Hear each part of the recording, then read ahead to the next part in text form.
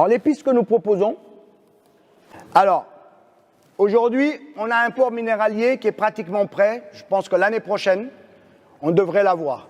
La phase 1 est pratiquement terminée, c'est-à-dire on a une jetée qui part jusqu'à presque 4200 mètres en offshore pour pouvoir récupérer effectivement des bateaux qui peuvent venir et récupérer nos minerais de fer ou récupérer nos phosphates ou autres, etc. Donc c'est pratiquement terminé. Donc c'est un atout. Aujourd'hui, en termes d'infrastructure, on a enfin un port minéralier digne de ce nom sur lequel on a investi 520 millions de dollars.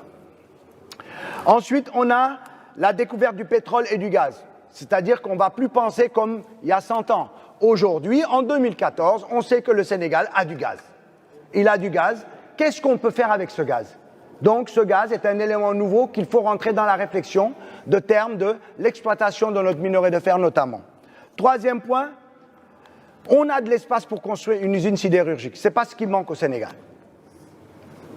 Quatrième point, le prix de la tonne de fer est en hausse.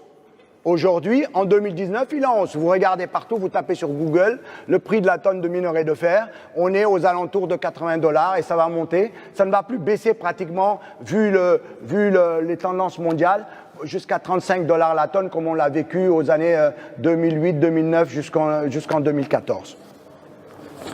Donc voilà le port minéralier de Sendou en image.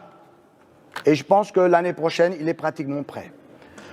Donc, première chose dans la réflexion, la valorisation de nos ressources passe par leur transformation sur place.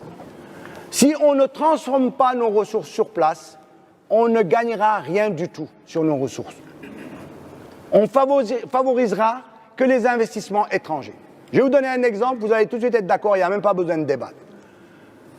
La tonne de minerai de fer coûte entre, je vous l'ai dit, 80 et 120 $ la tonne. Si moi, j'ai 750 millions de tonnes de minerai de fer, par un calcul que je vais compenser, etc., pour voir les coûts, je peux dire que ça me donnera ça au maximum. Si je sais que ça me donne telle somme et que je dois construire derrière une usine sidérurgique, je ne pourrai pas, parce que je vais me dire, mais là, ça ne va pas, je vais être en perte, parce que l'usine sidérurgique va me coûter une certaine somme. Le chemin de fer va me coûter une certaine somme. Mais aujourd'hui, moi, j'ai déjà le port minéralier, donc je ne le compte plus. En tant qu'État sénégalais, j'y ai investi, je l'ai. Qu'est-ce qu'il me faut? Il me faut transformer. Pourquoi il me faut transformer? Quand je vends une tonne de minerai de fer, ça me retourne entre 80 et 120. Quand je vends la tonne d'acier, c'est-à-dire le minerai de fer travaillé pour sortir de l'acier, j'ai 800 $ la tonne. Pourquoi ne faisons-nous pas une usine sidérurgique au Sénégal qui apportera du travail aux Sénégalais, qui donnera des emplois indirects, et en même temps, ce fer-là nous permettra non seulement de le travailler en acier, mais de pouvoir avoir toutes les formes d'acierie dont on a besoin pour notre pays, pour son développement, et on gagne 800 $ la tonne qu'on peut revendre. Alors, pourquoi il faut réfléchir là-dessus? Parce que nous avons du gaz. Pour transformer le minerai de fer en acier, il y a deux façons de le faire. Il y a deux procédés d'obtention du minerai de fer en acier. On a par fusion, et là on a des hauts fourneaux, c'est ce que vous voyez ici pratiquement en Belgique, dans le Nord, etc., etc. Ils ont des aciéries là-bas. Et on a la réduction des oxydes de fer par le gaz. Et c'est ça qui est intéressant. C'est ce nouveau procédé-là qui date depuis 20-25 ans, développé par les Russes et les pays de l'Est. Ce nouveau procédé nous permet non pas de faire fondre le minerai de fer pour obtenir de l'acier, mais de chauffer ce minerai de fer à une certaine température qui demande beaucoup d'énergie, mais comme 1 mètre cube de gaz, ça coûte à peine 1 €, c'est pas là qu'on va perdre de l'argent, c'est pas en utilisant notre gaz qu'on va perdre de l'argent. Au contraire, ça nous permet d'avoir de l'énergie, mais en le chauffant au maximum, on enlève l'oxyde de carbone qui est dans le minerai de fer et on obtient notre acier. Non seulement c'est beaucoup plus propre au plan écologique, c'est beaucoup plus rentable, mais en même temps on a le gaz.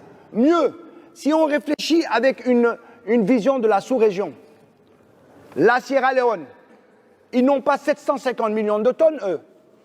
Ils ont 15 milliards de tonnes de fer, minerais de fer, 15 milliards. Mais eux, ils n'ont pas de gaz. Et nous, on a du gaz. Qu'est-ce qui nous empêche? Qu'est-ce qui nous empêche, dans des relations bilatérales de façon win-win, de travailler avec un État comme la Sierra Leone, et au niveau maritime, ils sont à combien de kilomètres de nous? Même pas 500 kilomètres.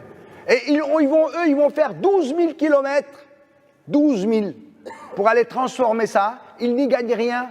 Ils y gagnent les malheureux 80 $ qu'ils ont là-dessus, alors qu'on peut leur transformer leur minerai de fer en acier. Donc l'idée, c'est quoi?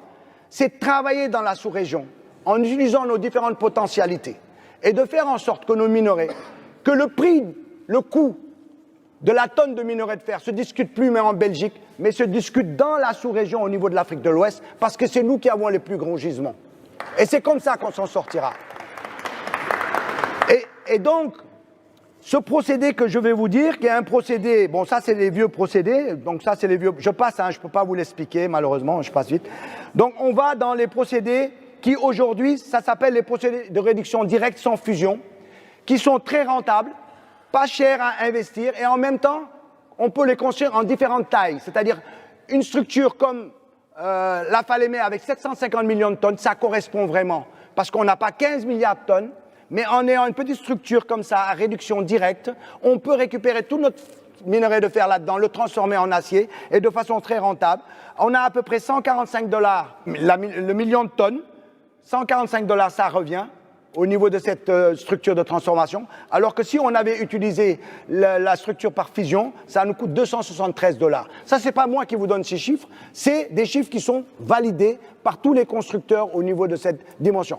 Alors, ce qui m'étonne, moi, c'est qu'on a du gaz au Sénégal, mais l'ami Ferso, les gens qui s'occupent des mines au Sénégal, personne n'en parle. Pourquoi on n'utilise pas notre gaz pour le transformer, notre minerai de fer? Pourquoi on ne transforme pas ça? Parce que quelque chose qu'on vend à 80 $, on peut le vendre à 800 $ la tonne, et les Sénégalais auront du boulot. On aura à peu près 10 000 emplois, 4 000 emplois directs au niveau de ces structures, ferroviaires, mines, transport, etc. Et toutes les structures aux alentours qui vont vivre de cela, ça nous fera bon an mal an 10 000 emplois. Et ce n'est pas au Sénégal qu'on va dire que 10 000 emplois, on n'en a pas besoin. En plus de ça, le procédé Midrex, c'est un procédé très écologique. On a 0,65 de TCO2 par tonne de pré réduit, alors que les autres, c'est 1,5 de TCO2.